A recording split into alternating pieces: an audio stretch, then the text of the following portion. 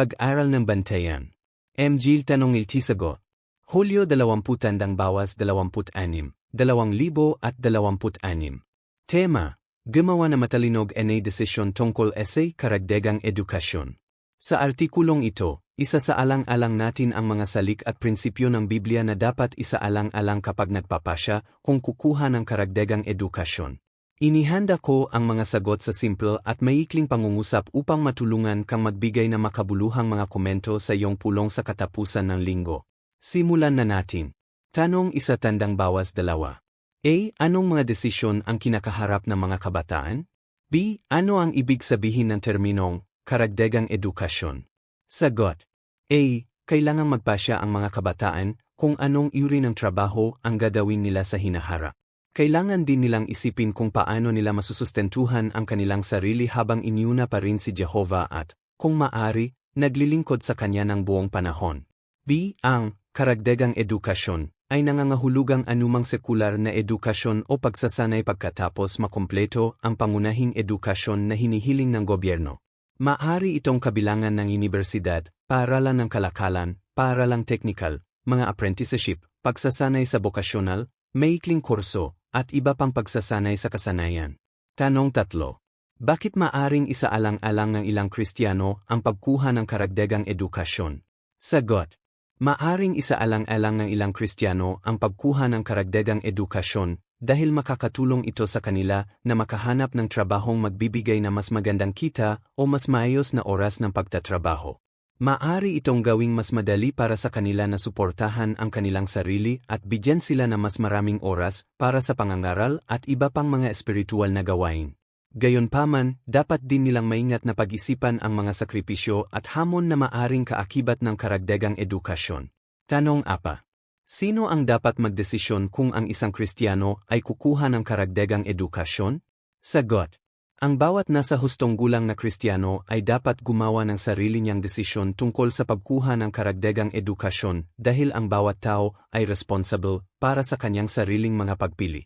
Ang mga magulang ay responsible sa paggawa ng mga desisyon tungkol sa edukasyon ng kanilang mga maliliit na anak at dapat silang gabayan upang makadawa sila ng matalinong mga desisyon kapag sila ay nasa hustong gulang na. Tanong 5.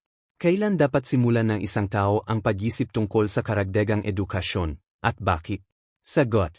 Dapat simulan ng isang kabataan ang pag-isip tungkol sa karagdagang edukasyon bago tapusin ang kinakailangang pag-aral.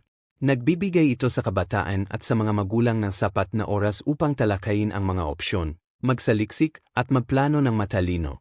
Gayunpaman, ang desisyon ay hindi palaging kailangang gawin kaagad.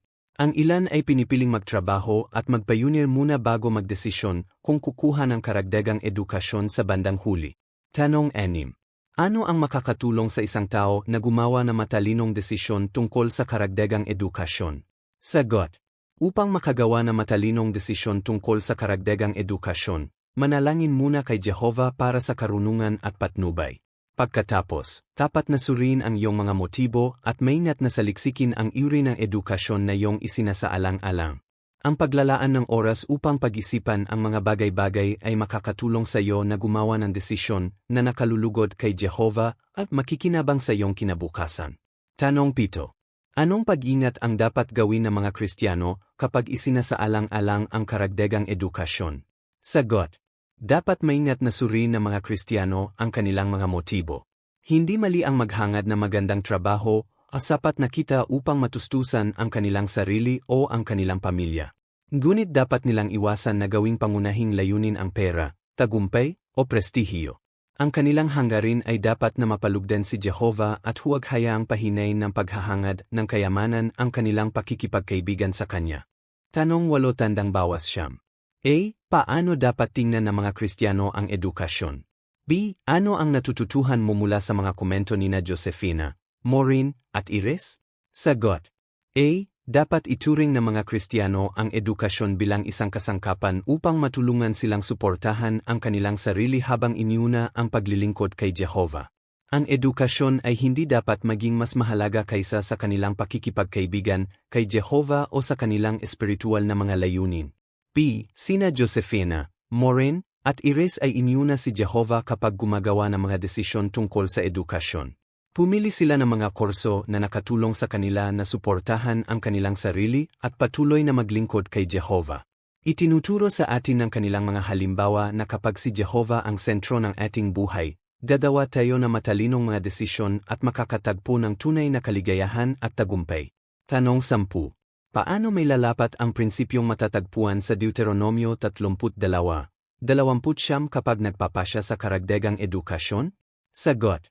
Itinuturo sa atin ng prinsipyo sa Deuteronomio 32:29 na maingat na pag-isipan ang mga resulta ng ating mga desisyon. Kapag isinasaalang-alang ang karagdagang edukasyon, dapat nating tingnan ang lahat ng magagamit na opsyon, kabilang ang kung kaya nating suportahan ang ating sarili ng walang karagdagang edukasyon.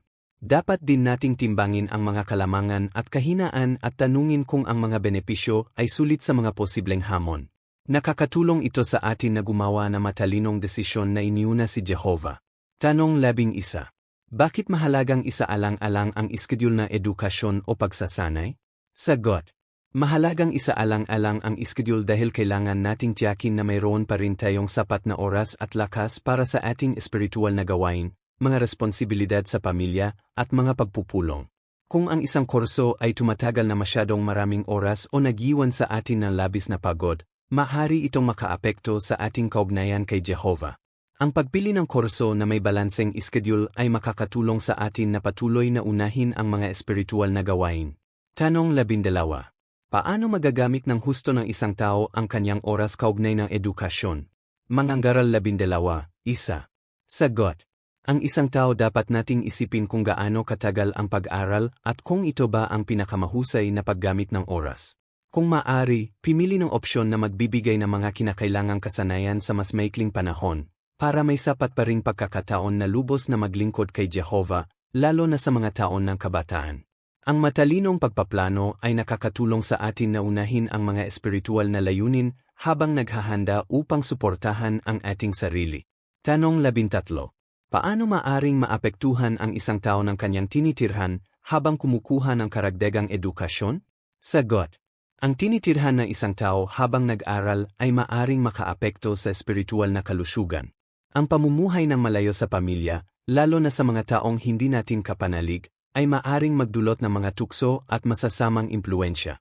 Kung maaari, kadalasan ay mas mainam na manatili sa pamilya o pumili ng isang opsyon, tulad ng isang online na kurso, na makakatulong sa atin na manatili sa isang mabuting espiritual na kapaligiran. Tanong 14 na. Paano makakatulong sa iyo ang prinsipyong matatagpuan sa Lucas 14:28 kapag isinasaalang-alang ang karagdagang edukasyon?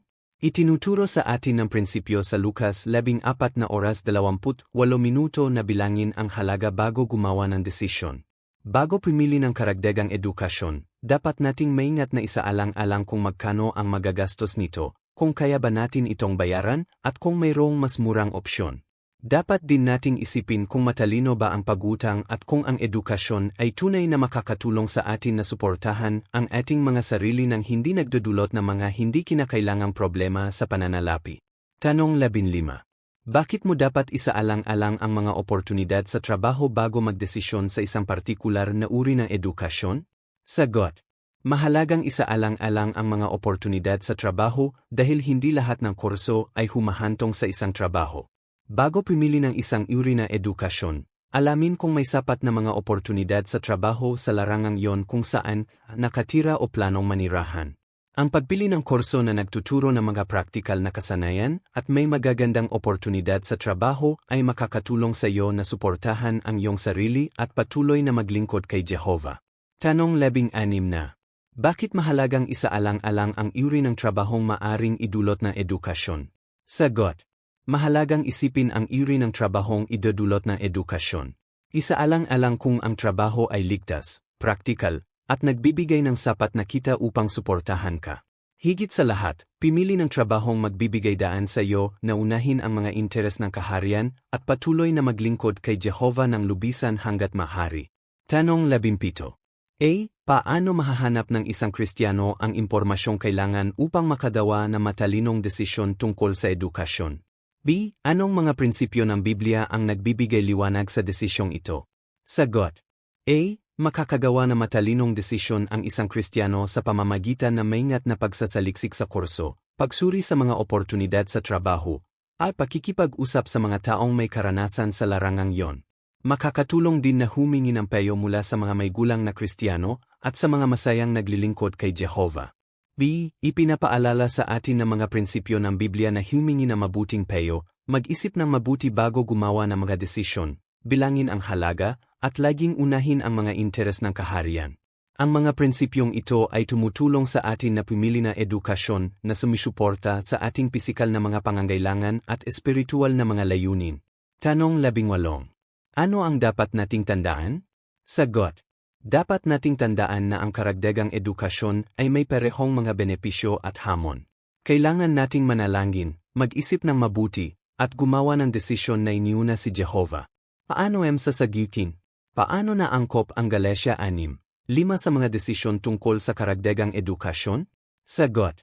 Ipinapaalala sa atin ng Galatia 6:5 na ang bawat nasa hustong gulang na Kristiyano ay may pananagutan sa paggawa ng sarili niyang desisyon tungkol sa karagdagang edukasyon. Ang desisyon ay dapat gawin ng may panalangin, batay sa mga prinsipyo ng Biblia, at taglay ang pagnanais na palugdan si Jehovah. Paano dapat tingnan ng mga Kristiyano ang karagdagang edukasyon? Sagot. Dapat ituring ng mga Kristiyano ang karagdagang edukasyon bilang isang kasangkapan upang matulungan silang suportahan ang kanilang sarili, hindi bilang pangunahing layunin sa buhay. Ang kanilang pakikipagkaibigan kay Jehovah at sa mga interes ng kaharian ay dapat laging mauna.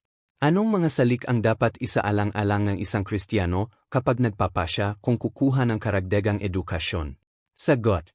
Dapat isaalang-alang ng isang Kristiyano ang motibo sa pagkuha ng edukasyon, ang iskedyul ng kurso, ang haba ng programa, kung saan ito kukunin, ang gastos sa pananalapi, ang mga oportunidad sa trabaho na inaalok nito, at kung ang trabaho sa hinaharap ay magbibigay ng sapat na oras at lakas upang patuloy na maglingkod kay Jehovah ng tapa. Salamat sa panonood.